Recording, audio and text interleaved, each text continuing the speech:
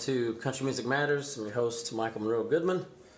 And today we got Mr. Elijah Ocean with us, and we're drinking lots of coffee and talking about country music. And we were just talking about radio. We were just talking about the whole.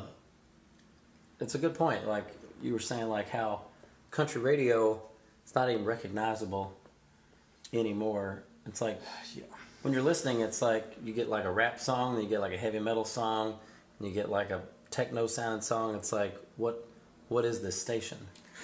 Yeah. Every time I flip it on, I can't really understand what's going on, really. But I know through the ages, like country music has always borrowed from what's popular, and there was like a country disco thing going on in the 70s a little bit. Right, yeah, I remember that a little bit. It was kind of like the Bellamy Brothers had like a little bit of that disco kind of thing. Yeah, reggae, cowboy, and stuff like that. Yeah, exactly. A little bit of like they had the jump like hippie train kind of thing. Yeah. So I mean, I get that, but I think like nowadays genre is just like so up in the air. It's like it's hard to classify stuff nowadays, and especially on country radio. I wouldn't really classify a lot of that stuff as country music anyway. But, no, I mean, there's so much of it that's on country radio would not be considered country at all. I mean, like, people like what they want to like, but like it's just like there's like no remnants of left to it of country music. There's like tidbits of some stuff, some artists. Then a lot of it's just like you can tell that like the people doing it didn't love country music at all. Or just or their defense, the labels and Nashville saying, hey, we gotta make crossover stuff, and we gotta be appeal to the young kids, and they like beat machines and drum beats, or rap beats or whatever, you gotta do that kind of stuff. Yeah, I think they don't really have any clue what's going on, so I think they're just trying to throw stuff up against the wall and see what sticks. They're trying to, like I said, they're trying to hang on to that mid-90s boom money. They're trying to hang on to that Garth money. They want to make the same money they made in the 90s with the Garth explosion, and they're like, it's like can we just still keep making that kind of money? It's like, no, you can't, because it's just like it's a thing, and happened, it came and went, and plus two, just the music industry has changed drastically. It's like it's not that much money in the industry. Well, maybe there is, but it's in different forms now. CDs aren't moving quite Instead as quick. of being album sales, it's more expensive concerts or licensing or stream or better or worse deals for the artist, better percentage deals for the labels. Yeah. Than what it used to be. So it's like really hard for that's what a lot of people don't realize. Like if there are other aspiring country or any kind of country or whatever artists out there that want to, like, young people, and they want to make it big, or they want to have, it's like the idea of a record label anymore is not what it used to be. It used to be you get a record label, you get signed to a record label, they'd invest a lot of money in you and develop you, and back then they would give you 2 or 3 albums or 3 or 4 albums to find your sound, because they believed in you. Like Springsteen did not come out of the gate swinging. Like, it took him a little while for them, but they like stuck with him because they knew he had potential, and then he found his arc and became the boss. But like a lot of artists with the labels, they used to do that. They used to cultivate someone, but they can't afford to do that now because there's such a what do you say? There's such a low amount of waste that they can produce. They can't just like spend $100,000-$200,000 on some album that won't go nowhere and be like, we'll make it up on the next time. It's like there's just not there's not that much slush in the industry. Yeah, now they kind of let artists develop themselves, I think, and then just kind of handpick, whoever gets the furthest. For instance, like somebody like Sturgill Simpson, like he up until Meta Modern Sounds, he was putting out records on a small level, right? And then that one kind of blew up, and Atlantic Records came along, and now he's a major label artist. Because he developed a brand that a label can say, hey, this brand's already worth money, so we can invest more and take it a little bit further than what it's been. We can get it the mainstream credit, we can get it the Grammy notice, we can get it noticed for awards, stuff like that. And I think that's what I think that's where it's kind of where the industry's going, just out of necessity, because labels just can't afford to waste that much money on artists that may or may not develop into what they want.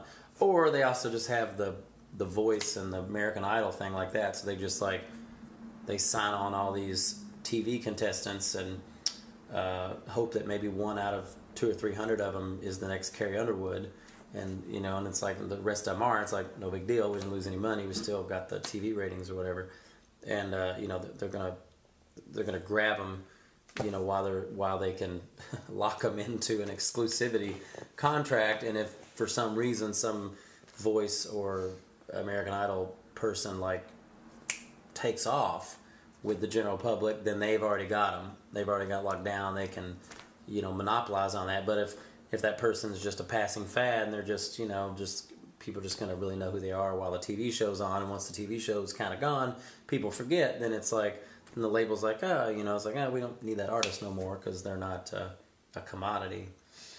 Yeah, I think you're totally right. They kind of put an umbrella over a big group of artists, and then whoever pops up. Right. I mean, business-wise, it makes all the sense in the world to do that.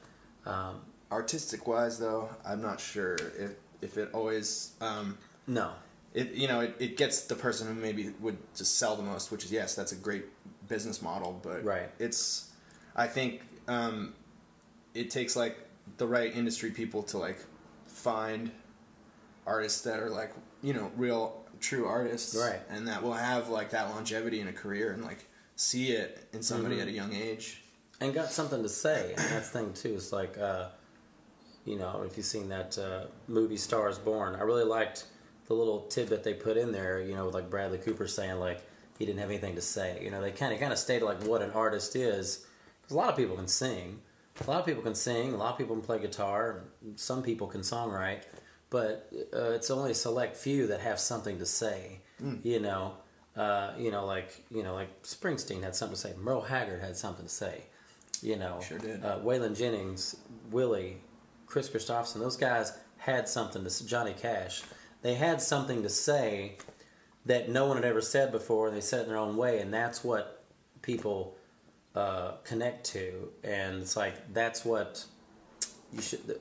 That's what people need. That's what people need in music.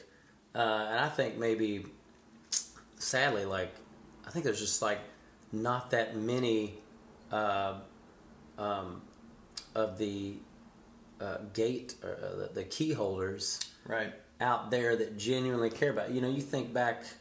In the past, you had the Sam Phillips, and you had the Wexlers, and you had all these guys who worked at Atlantic, worked at MCA, the Chet Atkins, and you had these people that were the spearheads of a label, but they understood the importance of the art music, so that's why they were genuinely looking for artists that had something to say, that had something that American people want. And I think now most people running labels, they're just business minded. It's just bottom line, what is just what how can we make money, and they're all thinking about it. How do we make money today? Yeah. Instead of how do we build something that has a shelf life, tomorrow. Which is funny, they would choose the music business then, if that's all they really... Right, you would think if you want to do something that's a little bit more foolproof commodity. Yeah, pyramid scheme or something. Than the music industry. Yeah, so I guess that's kind of what it boils down to, is just not that many, or not as many passionate gatekeepers in the music industry that are passionately trying to find the next Johnny Cash or the next Merle Haggard or stuff like that. So it's so like I said, for people who are aspiring musicians, don't rely on labels to make you a star. But that's the beauty of what we do have nowadays. We have the internet, we have Spotify, we have iTunes, you have YouTube, And it's like, if you've got music, if you've got your phone, like we're doing here, just making a easy podcast. If you've got a phone, you can record your song. If you got a laptop, you can record an album, for crying out loud.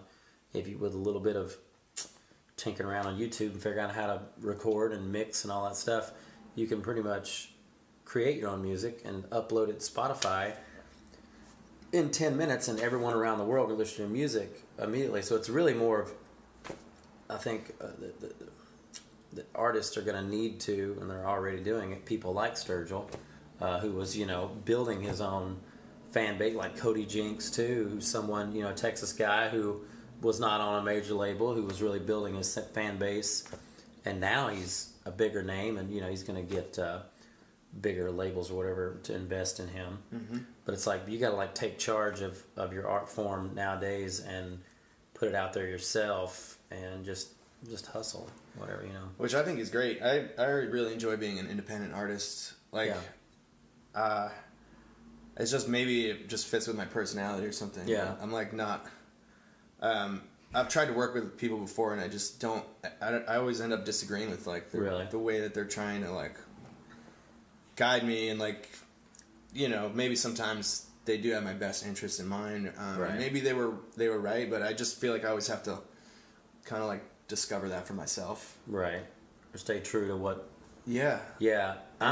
So yeah, it's I can kind of do that in this day and age, Right. I mean, this beauty of what you can do. You don't have to have a label nowadays. You can put out an album, and people can buy it all over the world without having any representation or whatever. Now, you can't get on mainstream radio, but like we were talking, that, I feel like that's a dying thing as well. Because the streaming things are taking over now, and I think that's going to be the future, is streaming. And hopefully, they put a monetary thing in there where artists can get paid a little bit better for it. It's never going to be the money that you'd make if you're on mainstream, or on actual FM radio or whatever. It's not going to be that many cents per play.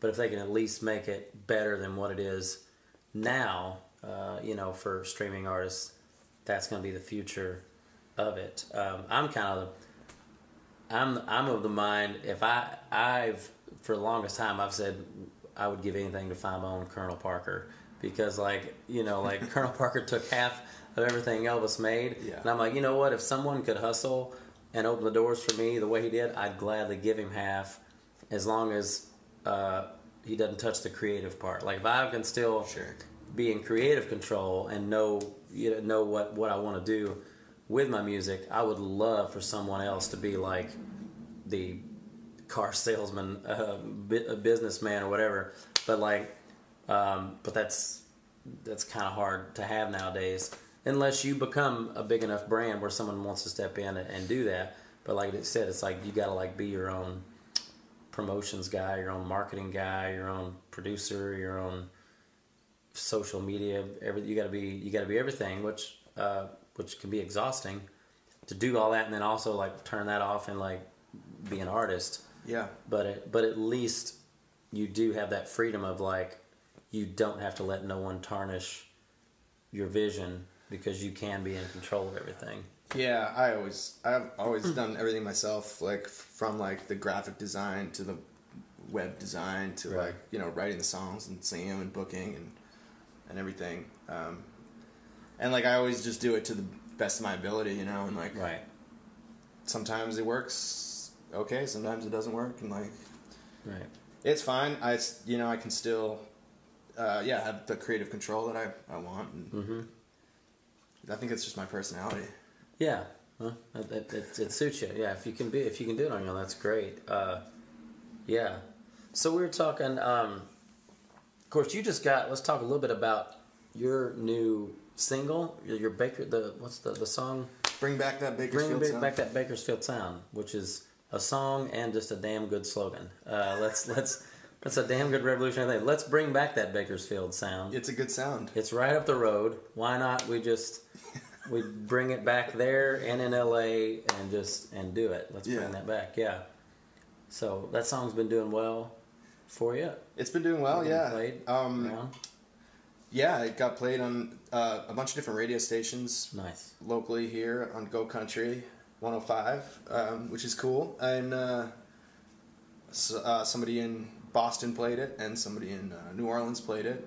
Nice. It's been getting some radio play, which is cool, and some write-ups and some spins. So that's great. Yeah. That was a really fun song to make. I wrote that song like 5 years ago.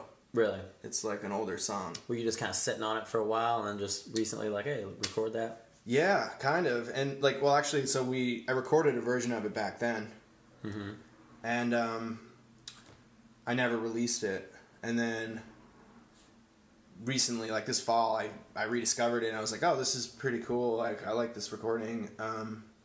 But there were some things I wanted to change about it. So I basically just stripped it back down to just the drums. Gotcha. I just kept the drums, and then I redid everything else. Oh, okay. So you used the original track you'd had before and just redubbed it. I redid all the instruments, and I played everything on it except for the drums, bass, guitars. Oh, you're playing it? Oh, well, I'm going to have to listen to it with new ears now, knowing that you're playing all the instruments on there. I did it in my living room, and then I rewrote some of the lyrics and like changed the key and stuff a little bit, and the only thing I did was keep the drums, and then I mixed it and mastered it myself in my living room and nice. Put it up on Spotify myself and designed the cover myself. My wife took the photo,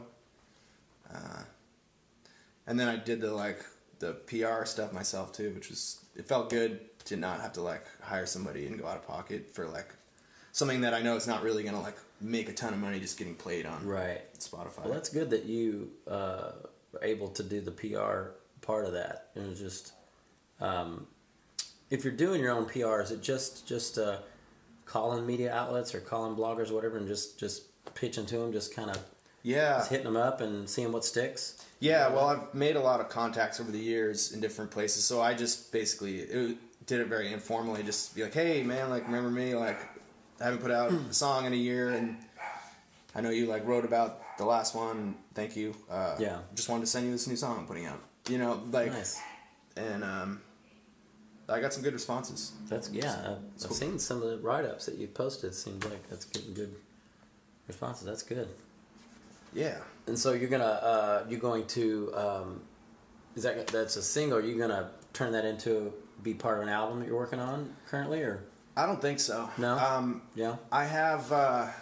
There is an album in the works, and it has like a pretty similar vibe to that, but I have enough other songs that are going to be on the album, and I'm recording that in a proper studio. Gotcha. And, I'm going back in May for another day with a friend of mine, Brian Whelan. He's producing. Yeah, I've heard of that guy. For me. Yeah, he's a good dude. Yeah, I've heard a lot of good things about him. Yeah. Yeah, he's really talented. He's a great guitar player and singer and keyboardist and stuff. So we've been working together for about a year now. Like I just started out by going over to his house and just kind of sitting in his kitchen and like playing in my new songs, and he would, kind of guide me, kind of being like the A&R guy we were talking about. You know what I mean? Like kind of helping me develop a little bit. Not co-writing, but being like, oh, this song is great. I think it needs a different bridge, or like, gotcha. This song isn't worth it. Throw this one away. Right. It was funny. Like a lot of the times, I would like find myself just disagreeing with his opinions off the bat, you know what I mean? And then I would come home and maybe sit on it for a couple days, and then I'd be like, no, he's totally right. And it would happen every time. So I started to trust him after a while. That's pretty that's pretty cool that you were able to see that after. I mean, because as an artist, you don't want to, you got your baby, your new songs, and that's no good. And you're like, how dare you tell me my baby's ugly? How dare you say it? But then you get home and you look in the crib and you go, damn, my baby's ugly. Maybe we should have another one. Well, yeah, it's cool because with a song, like, you can just be like, oh, I can take this part, and you don't have to be so precious with it, you know what I mean? Like, and I kind of learned that, like, everything I write, I'm just like, I could throw this away, I don't care. I just try not to, like, get too attached to anything, and that way it always like lands on what's ever best. Right. Yeah, we were talking about that on the last on the podcast with Chad Watson. We're talking about how like a song he said somebody said something. Great songs aren't written; they're rewritten, which is so true. Because and I mean, when I was younger, I was very bullheaded where I would write something and whatever I wrote at first, like, no, that's it, it's done. Even though somebody'd like say something, oh, about this, I'm like, no, I'd like be very bullheaded about it. And luckily, with time, I started realizing, like, no, with some learning from other people, I started like, no, songs may not be finished, or if there's a way to improve on them, do that, So sometimes I'll write a song and finish it, and then try it out with people and go, or I'll just try it out just to be hearing it, in front of people, and then just notice this, hearing, I'm like, oh, there's something missing here, or it needs to get to the bridge quicker, it needs to, or the verse too, there's too many verses, or there's not enough verses, or this turnaround needs to be quicker because we're losing momentum. You get back. So that's I think it is very important to be able to know that songs can be molded, improved, and by doing that, you get where you want them to go.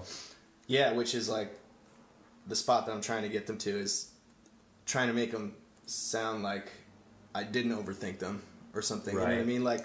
Trying to make it sound like I just wrote it in 5 minutes and it was the first thing. Right. But really, it could take years or many revisions. But you can always go back too. That's the thing.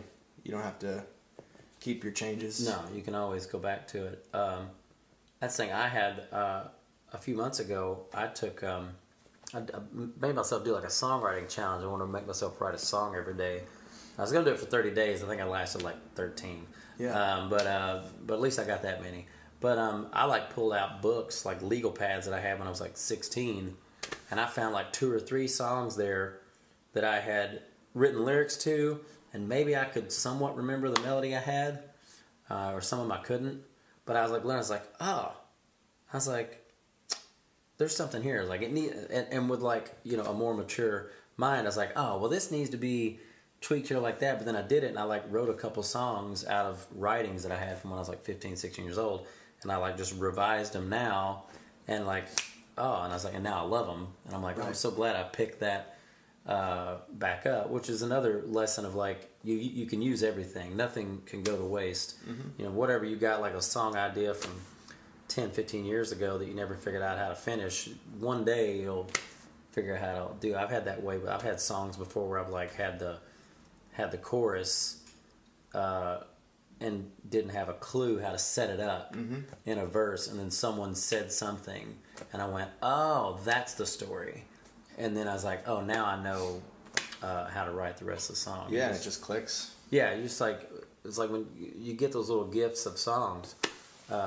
Luckily, they don't have to go nowhere. You just hang on to them until you. What's that? The Shel Silverstein thing with the what's that? What's that thing?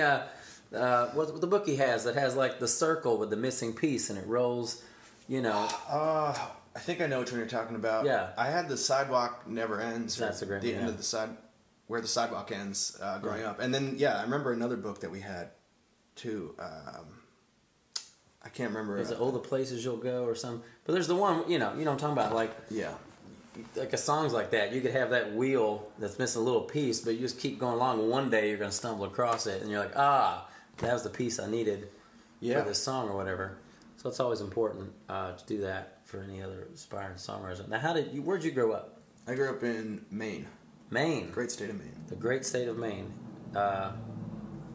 Lobsters, right? Yeah, that's all they have. That's it. That's it. Everyone, pet lobsters. That's all your mascots are lobsters. Every school, right? Yep. Kind of thing. Sometimes there's blueberries in the summer and potatoes up north. All right, there you go. Yeah. I've never been to Maine. I've been as far north. I've been, I think Vermont, or not Vermont, Massachusetts, furthest I've ever been. I need to get up to Maine. Yeah, man, it's great. It's a beautiful state. Are there any other? You would know this more than me. Are there any other famous country music stars besides you? I was gonna say, if there's not, you could be the guy. You could be. Dick Curlis is from Maine. Okay, Dick Curlis. All right. In fact, his grandson is an acquaintance of mine who lives near Portland now, and he's a drummer. Okay. Up there. Nice. Dick Curlis. There's some other. Was Clarence White from Maine?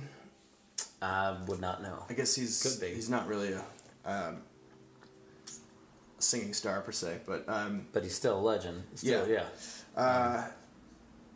I think Dick Curlis is the only one I can think of right now. Well, you could be the biggest one. Like, we'll make, yeah. You be take off, and you'll be the Maine's claim to fame. The first one without an eye patch. There you go. first one that. Well, hopefully, let's hope nothing no so freak accidents happen, changing guitar strings and you lose an eye or nothing like that. Let's not hope nothing like that happens. All right, cool. So you grew up in Maine, and who turned you on to country music? Well, growing up, we didn't listen to a lot of country music at the house. You know, it was a lot of classic rock and stuff like that. We did listen to a lot of like Willie Nelson, and my dad had a great record collection, which I took at a young age, and there's a lot of like Willie and Waylon in there, and one of my favorite records actually that I discovered was in my dad's collection. It's Me and McDill by Bobby Bare from 1977, and nice. Bobby Bare just sang all of Bob McDill's songs, and it's probably one of the greatest country records of all time. But yeah, there was some Hank Williams in there. You know, we grew up in the country. My room is in the barn. That's where I learned how to play guitar, in the barn. And nice. There's a song in that. Oh. Yeah, there's a few. I started liking the country music that was on the radio in the 90s when I was in high school, and it wasn't cool. You know, it was like the grunge scene was going on, and a lot of my friends were into classic rock and grunge and stuff like that, and I remember the proper answer for what kind of music do you like was pretty much anything, you know, except for country. Like, country was the music that you weren't supposed to like. I hear so many people say that all the time. It's like, I like everything except country. And then and then they go, oh, I love Dolly Parton. You're like, what the hell are you talking about? You just said you don't like country. Or, oh, I love the Dixie Chicks. Or I loved, like, oh, yeah, I like Johnny Cash. And it's like, you just said you hated country. Yeah. And then you just named, like, 3 big country names there. That's the thing. It's such a giant genre. It's like like saying you don't like rock and roll. You know what I mean? There's somebody in there that my grandmother likes that's rock and roll. There's you know what I mean? Yeah. It's not about I lean towards just listening to country most of the time, but I think it's more important to think about the artist that you like as opposed to like the genre. Right, you know? right. Because if you got a great artist, it doesn't really matter if you can always fit them in a certain box. Because a great artist is always going to be evolving or growing. I think it is that. I don't know where that came from. I guess it's a Southern thing or whatever. I wonder where that stigma come from. I think it's like a stigma people just like will say, I don't like country, I don't listen to country, just as a way of like, so people don't think they're simple or Southern or stupid or something like that. Like, it's like some stigma or something. Or maybe somewhere along the lines, like, you liked country music, you're a racist. Like, oh, I don't like country. Maybe they're white. Oh, don't worry. Don't worry. I don't like country. It's okay. Maybe some stigma or whatever. Maybe David Allan Coe ruined that with his awful song, his very distasteful songs. Maybe, I don't know where that stigma came from, but it does seem like a stigma that a lot of people will, like, by default, without even realizing what they're saying, just say, oh, I like everything but country. Yeah, well, I think as a teenager, it was like, it sounded cheesy to a lot of my friends, or like it was considered like music for old men. Yeah, or maybe like your parents listen to it. It's like, I don't want to be like my parents. I don't want to be lame like them. Yeah, because it's a lot of songs about like family values and like like divorce and stuff that might not identify with a teenager. Yeah, I don't know that a 13-year-old can really get into I can't even spell it. DIVORCE. I don't know. The kid's like, oh man, this song speaks to me. Yeah. Like, I hope a 13-year-old. Well, if you're from parts of Kentucky that I've been from, you could definitely know what divorce is like as a teenager. Sure. But or child rearing. But I think most teenagers, maybe that'd be some of the disconnect that young people can't. Not say they can't, but maybe not connect with country because as a tradition, country's been a lot more about like life and you really and like tragedy or just life events, things that happen like love lost, marriages, pain, strife, or whatever like that. And so maybe that's not something teenagers typically going to connect with or want to connect with. So maybe that has something to do with it like that. Maybe. Yeah, it might not be like sound exciting enough to them or something like that. Or dangerous enough, but I mean, I think a lot of great country music is pretty like dangerous sounding. Yeah. Like really good stuff. Yeah. Like like how do you? Yeah, I don't know how like that's the thing about like really good rock and roll and really good country. It's like got that rebellious like thread to it, where it's just kind of like it's either like rebelling against the man, whoever that is, and or it's like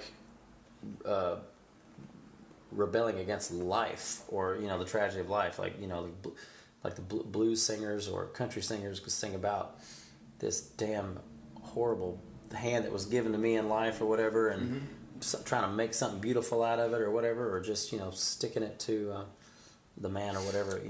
Yeah, say that. A lot of crazy things happen in this life, and like I think if you can express that through music, it's like very intriguing to listen to somebody do that. Yeah, and I think that people connect with that, and just it's something you can get into. So you grew up in Maine, and then like you started. When did you start like singing and songwriting?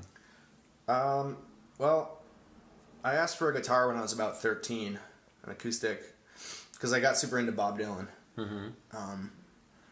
And so I wanted to just write songs like Bob Dylan, basically, at that age. And so, my parents got me a guitar for Christmas, and I started writing songs immediately right then. And then that kind of led to, like, checking out guitar players, like Jimi Hendrix, Stevie Ray Vaughan kind of guitar players.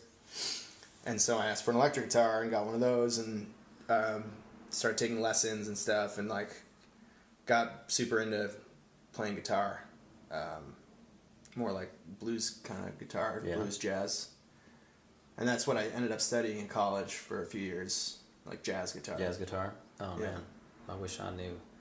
I'm still trying to figure out jazz. I'm still just trying to figure out passing chords, or I'm just still like really trying to like make myself like be able to at least like play a little bit of jazz. It was very educational. I think the biggest thing I learned was that I didn't want to play jazz. I think I learned was jazz, not really hard to do. And what's the payoff? Like, there's no chicks at the jazz show.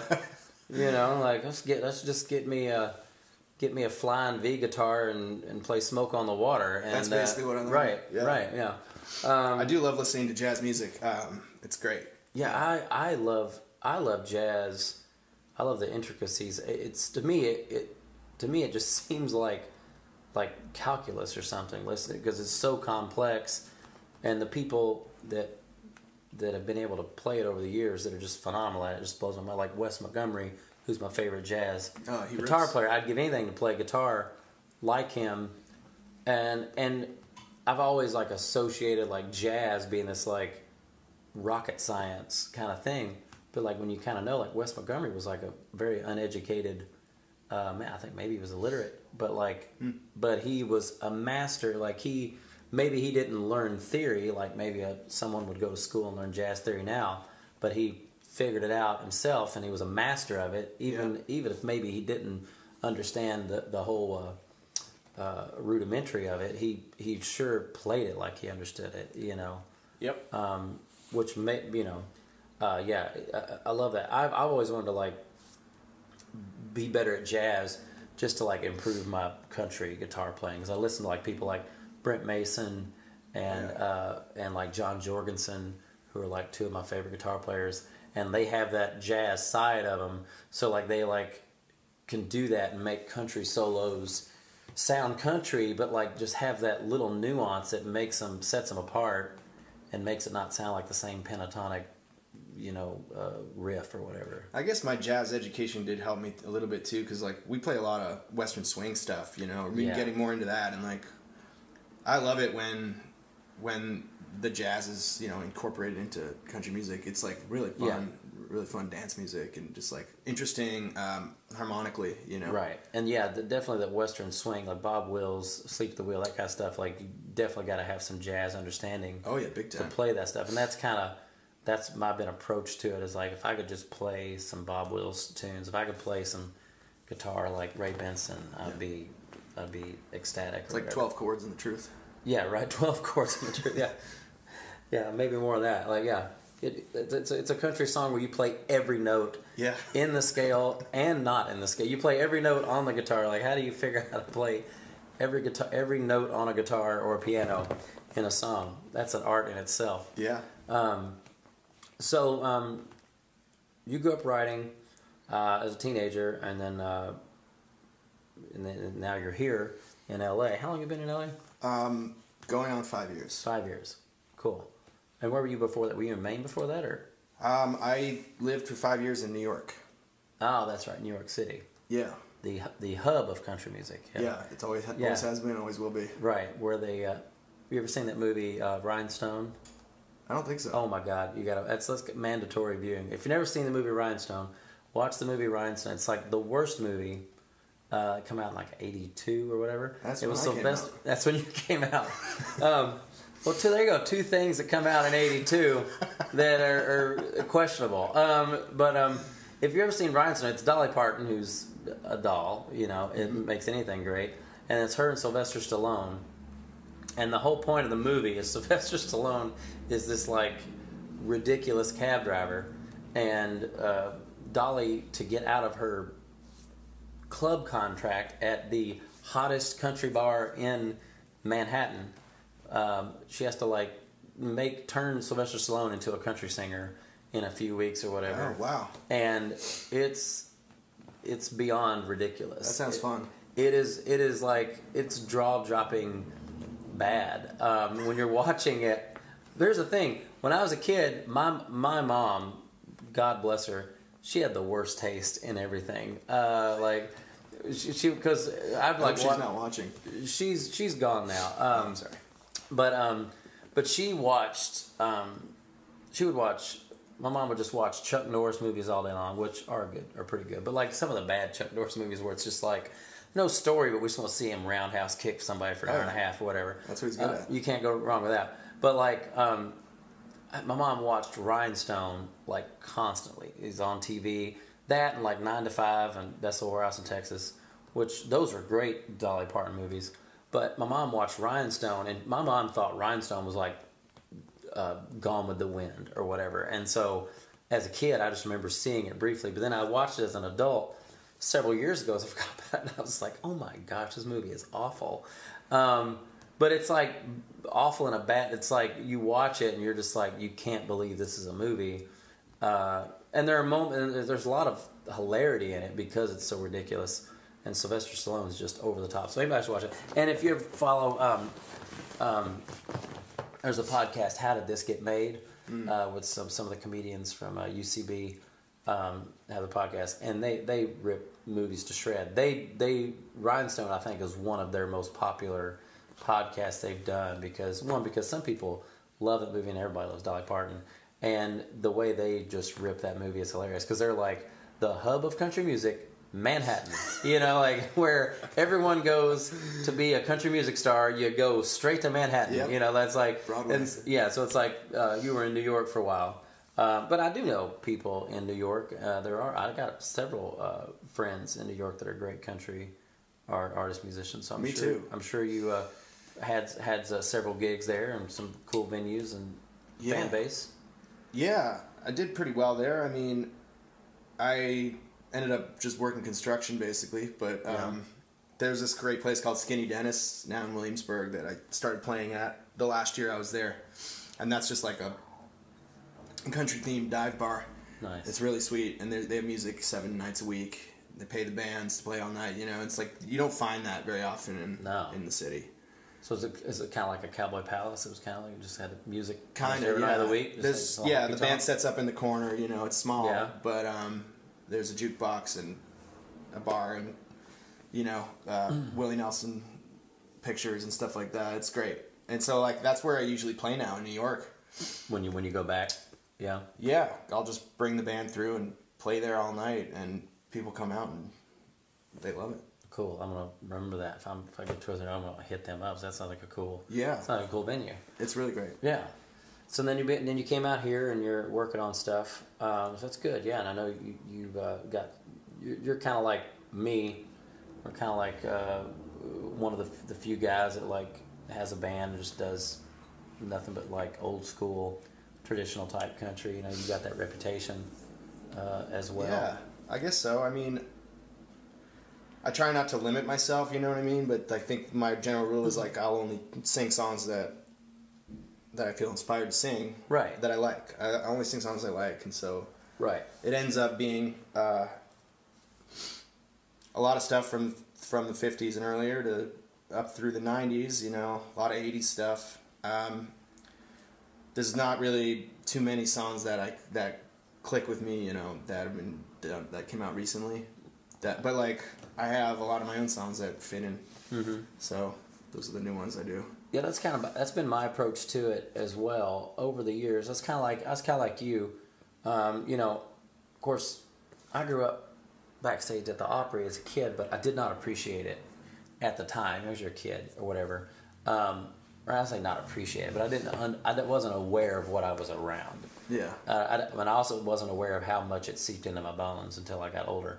But you know, when I was a kid, you know, I was like, in that time, I was into like Nirvana and Green Day, and that was like my first foray into like wanting to get a guitar and be cool or whatever. Mm-hmm. But then when I was like 15, 16, I had like a girlfriend, and they're like, "Oh, can you sing a Tim McGraw song or whatever like that?" And then I was like, "Oh, sure, I can sing that." And then they're like, "Oh, soon." I'm like, maybe there's something to this country music thing." And you know, and the whole big '90s explosion, you know, with Garth and Alan Jackson, all that stuff. So I got into all that, and so I was like very much fell in love with all that in the '90s. But then as time went on, I went backwards. I was like, I like this, but I wanted to know more about it, and that's when I kind of like, you know, studied more and kind of got in touch with the roots of what I grew up around, and you know, I grew up around bluegrass heavily with my dad and stuff, and so there's the more I, you know, like '90s country is what got my attention, but I've discovered where my heart really was in more old school country, Bakersfield sound especially. I love Buck and Merle and that stuff. But I'm kind of that way when I play my band, and that's one reason I kind of bill myself not as a country band but as a honky-tonk band, because I like that term a little bit better, because it's because it's a little less tainted than right now, because now country means something different to lots of people, because it depends on what they're listening to, and they might think that Florida Georgia Line's country, and it's like, well, that's not, you know. So but I think when you say honky tonk, it's more specific. It's a little bit more, but like honky tonk incorporates country, blues, rockabilly, bluegrass, which are kind of like my 4 legs on my table. And so I'm kind of that way too. Like, me and my band, we don't play anything that I don't enjoy playing, same as you. So we'll get like late in the night and I'll look back at my drummer and something, and he'll say, "Let's do some Elvis." I'm like, "Yeah, let's do some Elvis." Or I'll do some Carl Perkins or Buddy Holly, or I'll do some Muddy Waters or something like that. But it all, you know, it's like I'll do stuff that I connect to. Yeah. I was like, well, pretty much everything I'm doing is honky tonk. It's pretty much blues, bluegrass, country, rockabilly, and so that's kind of where I fall in. Kind of same as you. You just like do what you. That's the thing. That's the thing. Which I'm glad that you do that, and I think that's why people like you so much, and hopefully that's why people like me. But it's like you're doing what you connect with, what means something to you. I know so many bands. They play whatever they think people want them to play, right? And it's like you're the musician. Like, play what you want to play. That's gonna hold a lot more water. Yeah. I mean, like, because that's what people want. They want.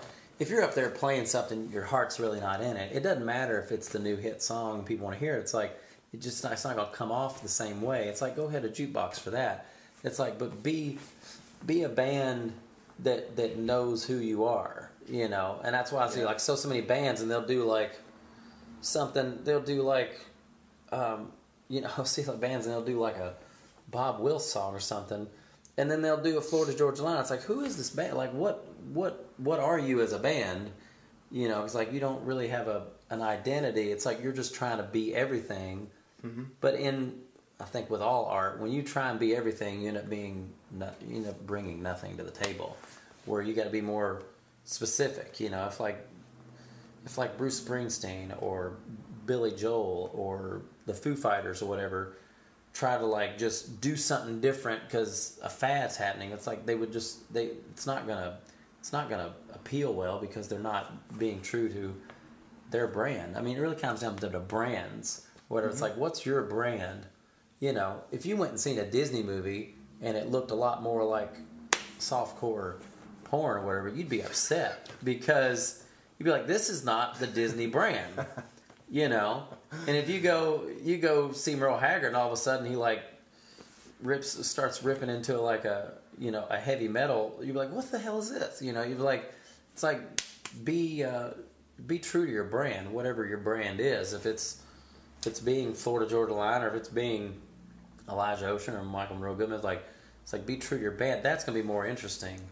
Yeah, I don't think it's possible to please everyone. You can't. And so, I mean, I like to please the crowd, but I can't really think of it like that. It's like I'd rather just, if I can make myself and my band happy, people are gonna recognize that, and they're not. It doesn't matter what song I play. Then it's like they're just there to see us because we're enjoying what we're doing, and it's like I think it always tends to work out. I always get people that come up to me that are like, like, thank you for playing the old stuff, or like, I love coming to see you every time, and that happens way more than your 22-year-old girl being like, you're not playing enough Luke Bryan. Like, it's like for everyone, it's like, I please more people than I don't. So because I think you got to be, and that's the thing. If you're, no offense to Luke Bryan or whatever, it's like if you're a band playing the newest Luke Bryan song, it's like, well, how do you stand out? Because like everybody's doing that, or it's like or maybe not everybody, but it's like you got to be true to who you are, and that's going to attract the people that are going to be into what you're doing. It always mystifies me. I'm sure this happens to you too. When we're like like 2 hours into our show, or whatever, and we're playing my songs, we're playing Waylon, we're playing Buck Owens, we're playing Dwight Yoakam, like that, and then someone comes up and is like, can you do this Florida Georgia Line song, or can you do, it's like, have you been listening to what's going on? It's like I mean, it'd be like if you went and sing a reggae band, you'd be like, hey, do y'all know hey, do you know any Bob Dylan? And you're like, what or like if you go see like Gwen Stefani and you go, hey, are you going to play anything from the Byrds? Like, what, are you listening to what's going on? It's like, you're not going to go to Metallica show and be like, I was really disappointed because they didn't do any Carpenter's tunes.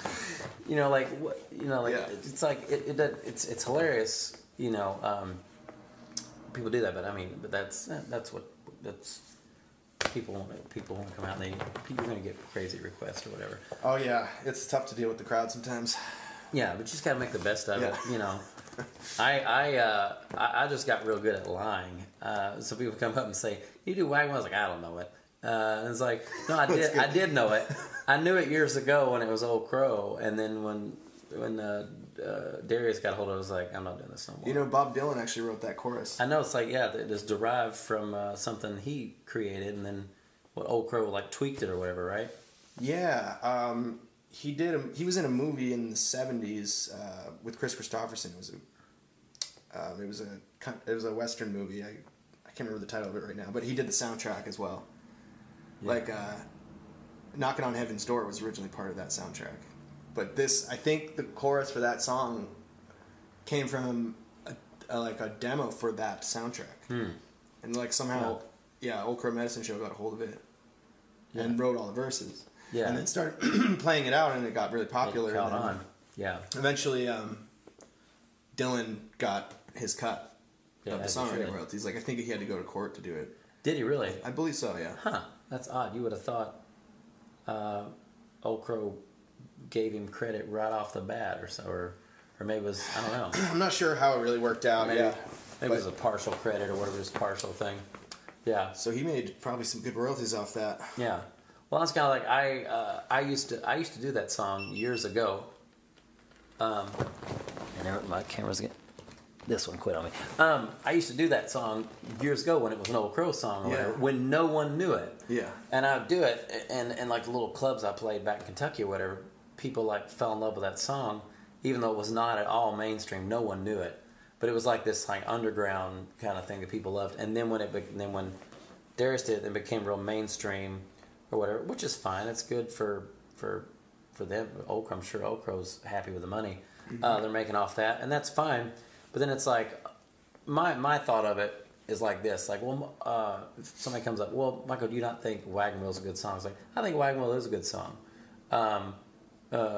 Maybe do I like somebody's version better than the other? Yeah, true. Or it's like, oh, do you think Chicken Fried's good? It's like, I don't think Chicken Fried's a bad song, but it's like for me, it's like those songs are done to death. So why would I do them? There's a lot of other songs out there. That's what I'm saying. It's like you're going to hear those songs done to death with every other band. So it's me like, that's why I'm just not going to do them. Well, for other reasons as well. But like the reason I'm not going to gravitate, and I try and do that too with even stuff that fits in my wheelhouse. With I try and not do the stuff that's overdone. Yeah. You kind of sometimes do. Just because, because they're great songs or whatever like that. But it's like, I try my best, and you probably do too. Is like try and find great songs that people are going to go, oh man, I forgot how much I love that song, as opposed to playing the same 35, 40 songs every night. Just playing. We're just going to play the 3 Cash songs everyone knows. We're going to play the 3 George Strait song everyone knows. Like no, hit some not even deeper cuts. You can go play George Strait songs for days without ever hitting a B-side. Yeah, because you just got so many hits. But like I think that's the thing. It's like for me, it's like well, I want to be unique in a way. And one, I want to have my band have the sound that we have too. And it's like I want to try and stay away from cliched things. It's fine for other people. But I always say too, like for any bands out there, especially if they're just a cover band and they're a hobby band or whatever, then yeah, okay, just do whatever you got to do to get that. But if you want to be an artist and you say I want to do my own songs or want to be my own star or whatever, it's like know what your brand is and stay true to that. And it's not always going to be easy because there are going to be some venues that don't want you because you don't play enough of this or enough of that, or there are going to be some crowds that are harder to win over, but it's like, but if you're true to yourself, it's gonna pay off. You're gonna be something that no one else is. But if you're just trying to follow a trend, you're always gonna be a step behind the trend. But if you're making the trend, you're always gonna be a step ahead. Mm-hmm. That kind of thing. I'm always trying to learn songs I don't know too, because it's just like keeps things interesting and right. It just like always teaches me something about the genre, like I've been trying to learn a bunch of Keith Whitley songs and like I'll sing along with him over and over again on the record player, and it's just like trying to match his vocal inflections and stuff like that, and it's just like I learn something about singing every single time I do it, and it can be very educational, and then it's fun because then you can do all those songs live, and right. And people are like, oh yeah, I forgot about that one. Yeah, that we were. I'm glad you mentioned that. That's something we want to talk about on this. Was our love for Keith Whitley.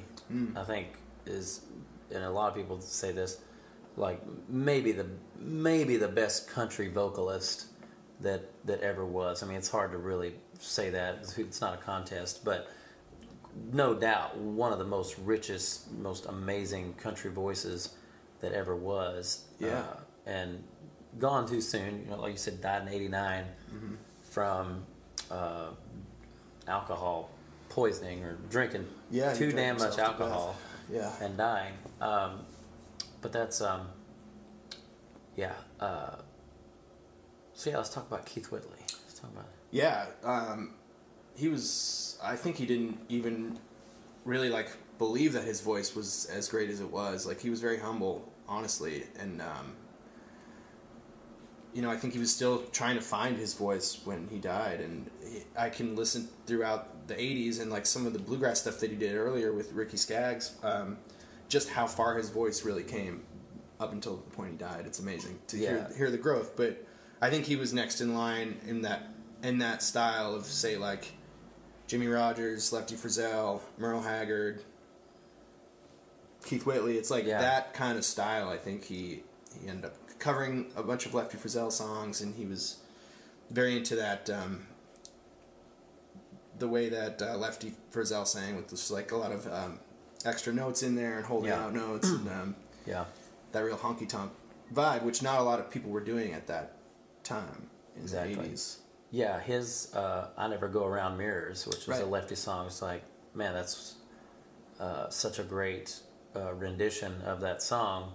Yeah. I get so many requests for that song. And I mean, I learned Whitley's version before I'd heard Frizzell's version, and I mean, I probably like it better than as much as I love Frizzell. I think Whitley's version of Never Go Around Mirrors is just amazing. And he turns it into a much more serious song. Yeah. It's like way sadder when you hear Yeah, you could feel the pain in it, which was probably resonating through him, through his depression and drinking troubles or whatever. So. That's something with somebody like him. It's like you can, a lot of times when these artists are going through something, you hear it in their music. I mean, you listen, you hear it in Johnny Cash's voice in the early '60s and mid '60s, you know, and stuff. You hear the pain of stuff he was dealing with, and you know, you hear it in Keith Whitley's voice, knowing he was battling depression and drinking too much, and it's just amazing. I think Whitley, for me, I feel like Whitley had the soul of George Jones and the tone and timbre of like Conway Twitty. He's like he had that soulful countryness of like George Jones. But he had like such rich, smooth vibrato of like a Waylon or a Conway Twitty or something like that. It's just like best tone. Yeah, just I love anytime I can do like Keith Whitley tunes. I'm all for it. I love No Stranger to the Rain. Yep, it's one of my favorite ones to do. It's a great one. Miami. Yep. Man, that's what a great tune that is. Uh-huh. And so yeah, he I guess most people don't know that he got his start with J.D. Crowe and the New South. Right. And of course, it's J.D. Crowe, the bluegrass legend, banjo picker. And what year was that? Like early '70s or something like that, when Keith and Ricky Skaggs both joined J.D. Crowe at the same time. That's right. And like, what a powerhouse to have two future legends in your band. Yeah, Ricky Skaggs and Keith Whitley met as teenagers, and they started singing together immediately with their love of bluegrass. You know? And I'm not sure what year it was, but there's recordings of them. There's like a record of them just doing bluegrass songs, just the two of them. Yeah, I think I've heard that. It's great. It's just amazing. Ricky Skaggs wrote the liner notes for Keith Whitley's first EP that came out. Did he? Because it's great. I have that on vinyl, and like, it's really cool to just see what Ricky was thinking about I'd love to his read buddy that. Keith. Yeah, I'll show it to you at some point. I'd love to read that. Yeah. Then Keith Whitley started getting more into like traditional country as opposed to bluegrass, and got picked up in Nashville, and down he went that rabbit hole. Yeah, it seemed like from my youth, I felt like Keith Whitley had been around a long time. I think in actuality, his solo career was very short because he did die so young. It was about so early, 5 or 6 years, I think. Yeah, that's such a short career. He did an EP and then 2 full-length records, and then he died. And then a record came out that he had recorded right before he died. And I think some other stuff started to come out a little bit after he died that he hadn't released, but it's a great body of work. Yeah, I mean, I'd be tickled to death to have that legacy in such a short amount of time as anyone. I would love to see what he would be doing right now. I know, right? It's always that way with the great ones that die too soon. You wonder, what would they be doing if they still been around? But then also wonders would they be, if they were still around, would they be taken for granted?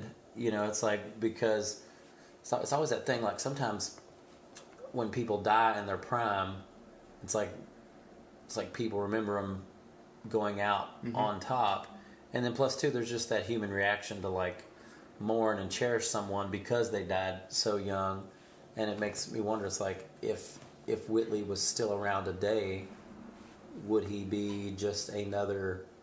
I don't know. Would he be like a? I think you'd put him in the realms of Randy Travis or somebody like that, who's this iconic great singer, but not selling out stadiums. Sadly, not like George Strait. Not like George. I mean, George Strait's just stayed the course the whole time. I saw something online today about at the top of the country charts right now today. It's George Strait, Reba McEntire, and Brooks and Dunn. That's what is it? What year is it? What year is it right now? What's going on? It's 1992. Is it 92 over again? All right. Well, that's great. I mean, that's the way it should be. I think I would definitely believe that. I mean, obviously it's true, but I think there's so much to be said about that. People are going to actually buy a George Strait album. That's the thing. It's there are certain people that sight unseen, I'm going to buy their album. And it's because if you're a George Strait, you've developed a reputation, over years. You've built trust. Hey, I'm going to be George Strait in 81 the same way I'm going to be in 2019. I'm going to be George Strait no matter when you look at me or listen to me. Your first George Strait album, last George Strait album, you're going to go, yeah, that's the same artist. You're like, oh yeah, it's just, he's a little bit older, or whatever. But you have that common thread. I mean, granted, little things change. You can see nuances in his different albums, obviously, but there's still that common thread, and he's developed a body of work that people trust. It's just George Strait has a new album. I'll buy that because I know what he does. It's gonna be good. I'm gonna have a couple favorite songs off the album, but I'm gonna be able to listen to the whole album and enjoy it because that's what George Strait does. Yeah, I listen to George Strait all the time. I've got his 80s records on vinyl, his 90s CDs in the van. Yeah, and then I can listen to Honky Tonk Time Machine on my phone. On your phone, yeah, that's a great. I listened all the way through that album the other day and picked out my favorites on the album. And I looked and I didn't. I noticed his son Bubba Strait, I think, wrote 8 of the songs that are on the album. There's a Jim Lauderdale tune and somebody else on it, but it seems like George. I wonder if George did this album because Bubba had put together an album and George was like, yeah, I should make this album because Bubba's wrote these songs, and it gave him a reason to do a new album. Post retirement, I mean, I think retirement means totally different. People are in retirement and then they're doing 80 shows in Vegas. I was like, well, that doesn't seem like semi-retirement. It's semi-retirement. I guess it's bus retirement. Like I'm not riding a bus touring, playing fairs anymore.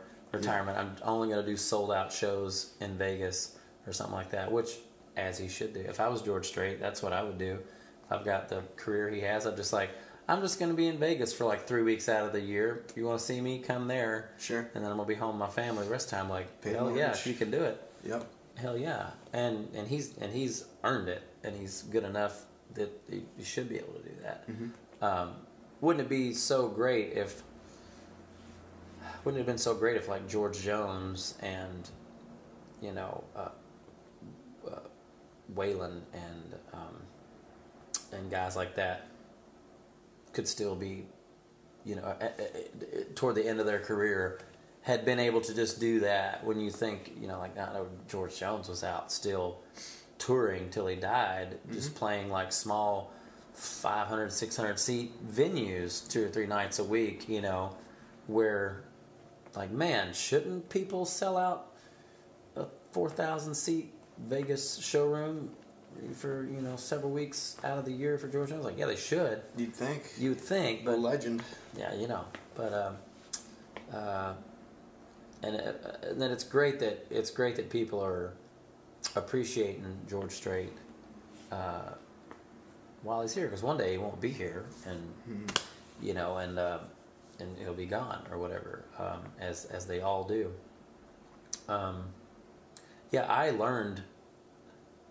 I taught myself how to be a country singer because of George Strait. That's what, because up until then I'd sung in church, I was sing gospel, and I did musical, classical singing or whatever in school and stuff. But when I fell in love with country music, for one, it was George Strait was my first love. And Pure Country was my Bible. Mm-hmm. That movie, I was just like, oh, that's me. That's what I want to be. And so I taught myself how to be a country singer by listening to George Strait. So for a lot of my early years, they'd be like, oh, you sound like George Strait. I was like, well, that's who I'm trying to be, basically. Yeah. Which is a good role model to have. I think a lot of artists do that too. They, we were talking about Springsteen earlier. Like, I think he found his voice through the help of Bob Dylan. Really? I think he was trying to write songs like Dylan. They would always cover Bob Dylan songs, and I think that's what artists do. They kind of discover their own voice through the help of these other guys. It's like you're picking up the torch and going a slightly different direction. You follow your heroes, and then you're like, oh, the path's going to go this way now. Well, I'm going to be the one to carry that. I'm going to find my path, by branching off of where the people I admire have already went or whatever, which makes sense. I read an interview with Merle Haggard recently from the 90s, and he was talking about how he found his voice, and it was basically like when he wrote The Bottle Let Me Down and stuff like that, he said he was just trying to sound like Buck Owens and Lefty Frizzell at the same time. And he's like, when I listen back to that now, all I can hear is me trying to sound like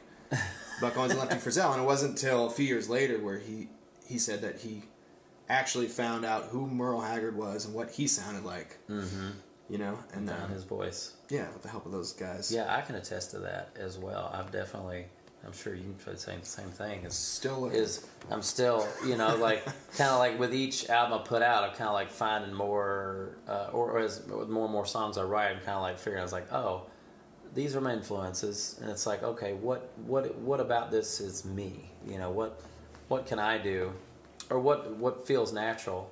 And I think that's what most, whatever genre or whatever artist, it's like you get a bunch of heroes who you wish you were, or whatever, and then you learn from them as much as you can, and then let that absorb in, and then okay, now instinctively what do I want to do? Because then that seeps out through your instincts, and so it's derived from a bunch of influences, but it's still a organic choice that comes from you that's original, and it's going to be. It's going to be organic, it's going to be true, because it's genuinely coming from you, and you're not trying to copycat or chase a fad. You're actually doing something like that. So I think that's what all art, and it makes sense. I think it's what all artists do. I think so. They find their influences, and then they figure out what that means to them and who they are, or how that identifies with them. Yeah. Well, great. So yeah, well, we've talked long enough. Let's play a few songs. We should play one of your songs. Okay. And I'll play one of my songs that kind of inspired by this talk, and then for a bonus thing, not on the podcast, I think me and you should record a Keith Whitley song. Okay. Put out there. All right. Yeah, man. Let's do that. Cool. So what song are you gonna do for us? I was thinking about playing a newer song that I just recorded that's not out yet, if that's okay. I'd love to hear it. Of course we would, yeah. What's it called? It's called In a Perfect World. In a Perfect World. My wife really likes this one. All right, well then it's got to be good. If the woman approves, then it's all good. Yep. All right, cool, man. Can't wait to hear it. All right.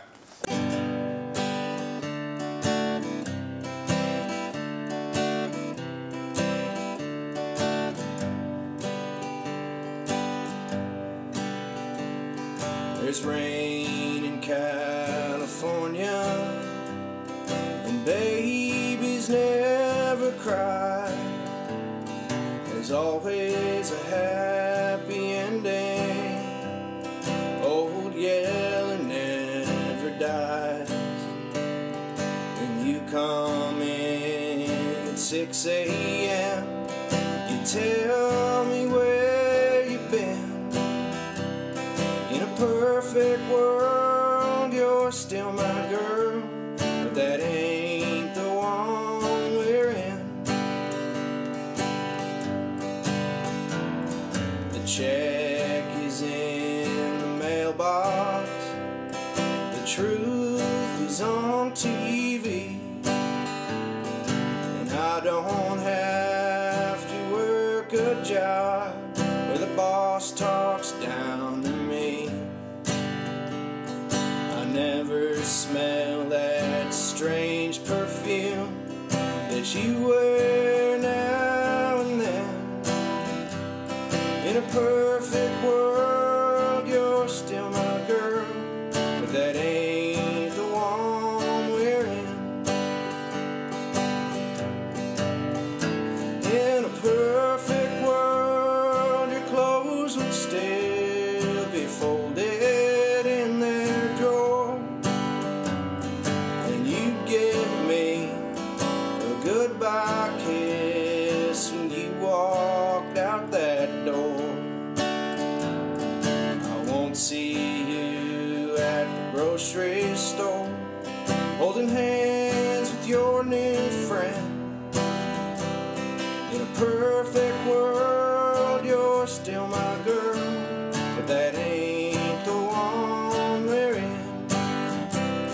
In a perfect world, you're still my girl, but that ain't the one we're in.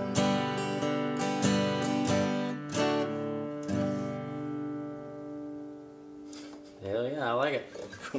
Hell yeah. Thank you. Yeah, that's great. You just wrote that recently? Yeah, just a few months ago. Nice. Did it just come to you out of nowhere, or something inspired it?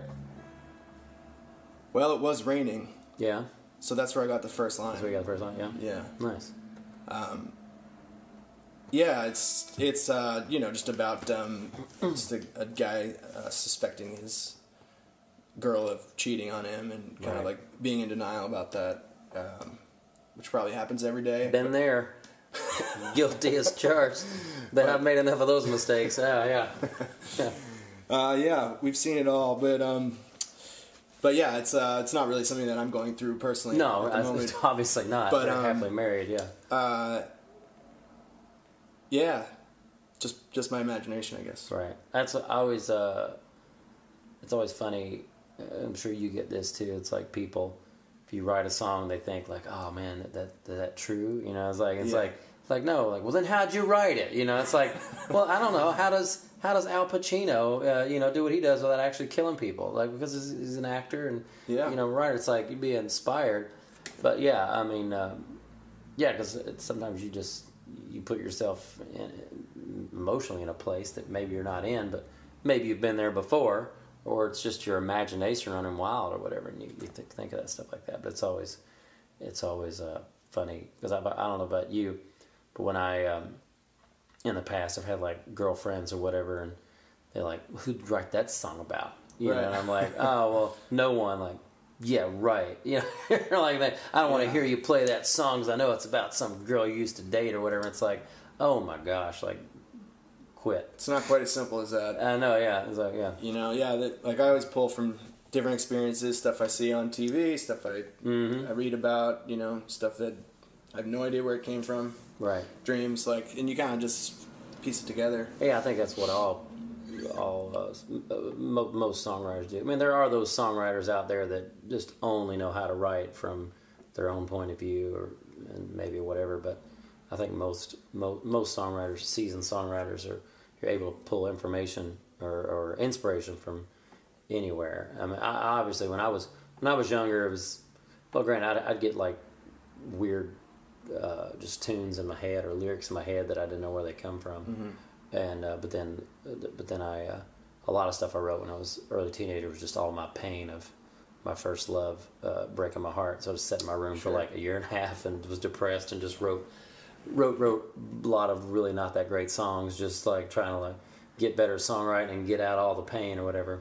But yeah, as a especially for me, since when I moved to Chicago and started doing and went to acting school and started doing acting and stuff like that and doing improv, I like learned of like, oh, I can just tap into an emotion or an idea, or I can improvise something and stumble across some idea and then just put myself emotionally where that song is and write the rest of the song from that point of view in something that I imagined or made up or whatever, which I think is the beauty of art in that way.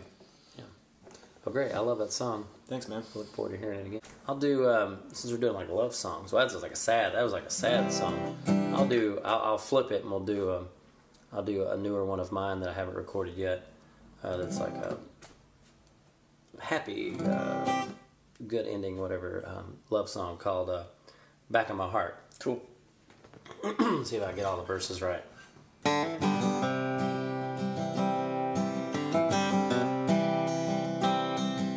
wanna take you out on a Saturday night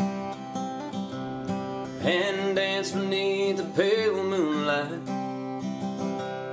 I wanna take you home to meet Mom and Dad, so they can see just how lucky I am.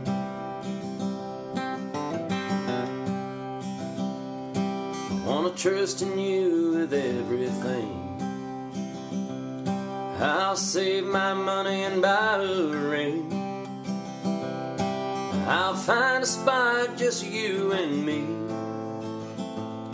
and then I'll get down on one knee. I wanna feel your love in the back of my heart and mend the pieces that broke apart. I wanna fill it up till it overflows and follow it wherever it goes. I wanna drive you home with our baby boy, watch him roll around and play with toys. He'll grow up fast and he'll move away. He'll find a wife like you one day.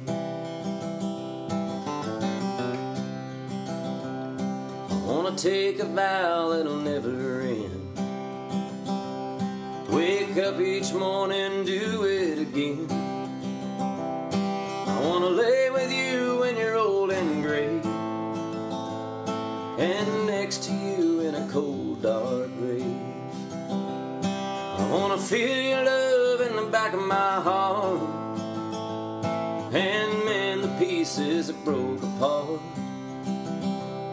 I wanna fill it up till it overflows and follow it wherever it goes. I wanna feel your love in the back of my heart and mend the pieces that broke apart. I wanna fill it up till it overflows and follow it wherever it goes. I wanna feel your love in the back of my heart. Nice, man. That's a new one around here. It's pretty. Thank you. Thank you. Yeah, I like the sentiment. Phlegm and all. All right. Okay. So now we're gonna do a